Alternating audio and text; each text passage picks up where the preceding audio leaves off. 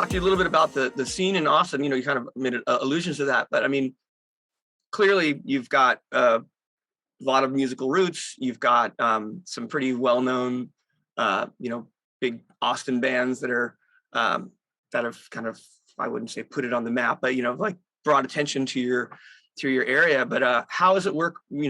Scene wise, you go out and like get the opportunity. Now the pandemic obviously slowed that down, but now that things are a little bit different. You get to go out and like pal around with people. Like do you see Britt Daniels hanging out at the edge of the bar, somewhere? Is it pretty? Like, I just imagine it would be, because Austin isn't necessarily this giant place, but I don't know what's it like. Yeah, you see the guys around for sure. See the boys, the girls. Yeah. Yeah, I think Britt just moved back to town, so we'll probably be seeing him a lot more. There aren't a million places that are worth visiting in the venue space. Like there are like 5 clubs where you might see Charlie Sexton, or so yeah.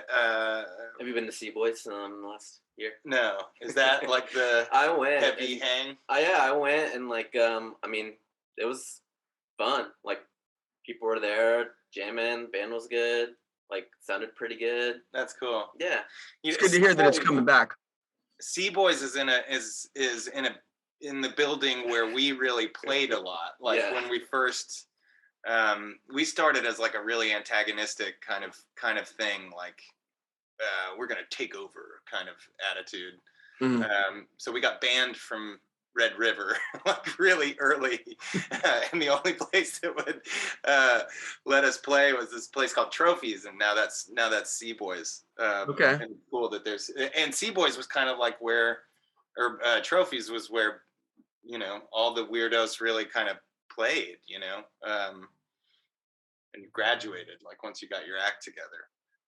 So it's awesome that that's still a little cleaner now, but it's still trashy a little kinda, bit. It's pretty. It's South Congress, man. It's that's cool. Pretty clean. They used to have like peacocks that lived there. Just roaming the grounds. Yeah.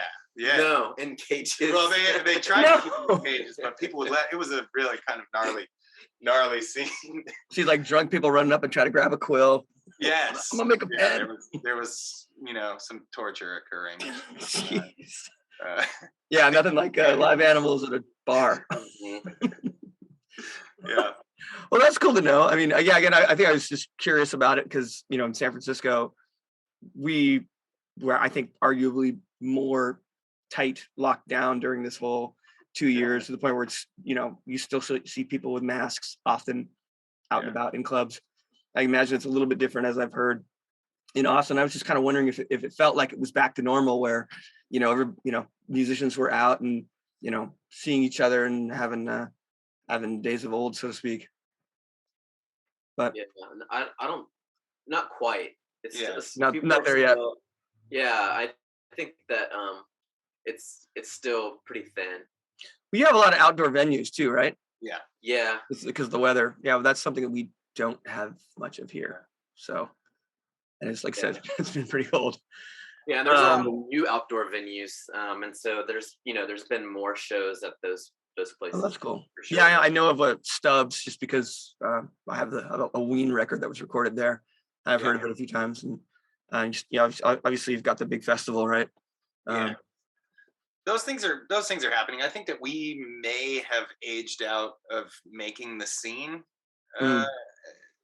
I know I feel like I have much less interest in going out and about and being there and hearing new sounds. That makes sense. Here, and I kind of know who my people are. Like I feel like that's a young man's game.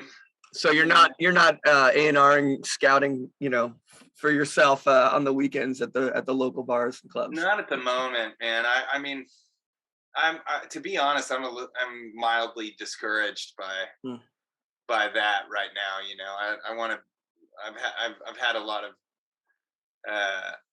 conversations in the studio about like social media and like non-musical things, like ways to build a music career that don't have anything to do with somebody's music, and that feels like hopefully a thing that goes away.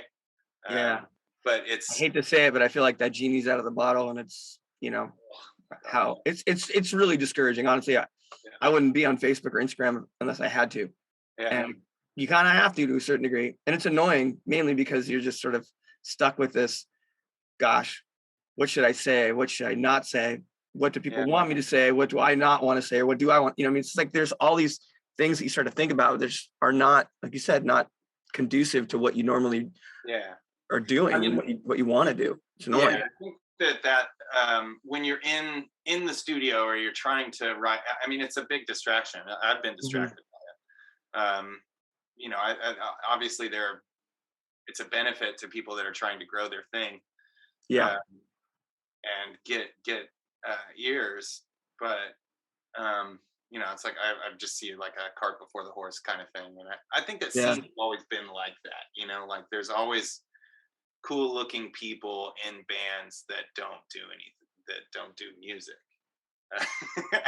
I mean, you'll see the superficial. So it stands out. That makes sense. I saw this documentary. I just can't remember what it was, but it was about the Sunset Strip and the Viper Room, and they were talking to this guy who was there as a photographer. He's like, yeah, things changed, you know, as we got towards past the internet era, and he's like, and I remember specifically, you know, he said this, and he was like, yeah, back then you never heard the word brand, you know, and now it's like that people were discussing that. It was just like people were doing what they do, and because they love to do it, you know. So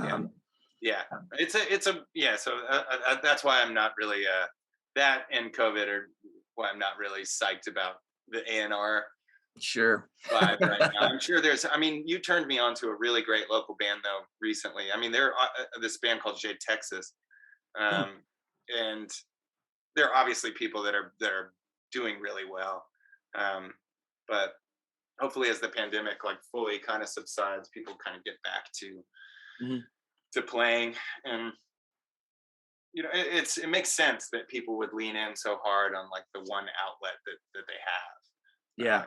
You know, it was hard, you know, in literally a weekend, like 80% of the people that I love and care about lost their identity, essentially, you know, not just their way of life, but like who they were and what they did. It was really challenging.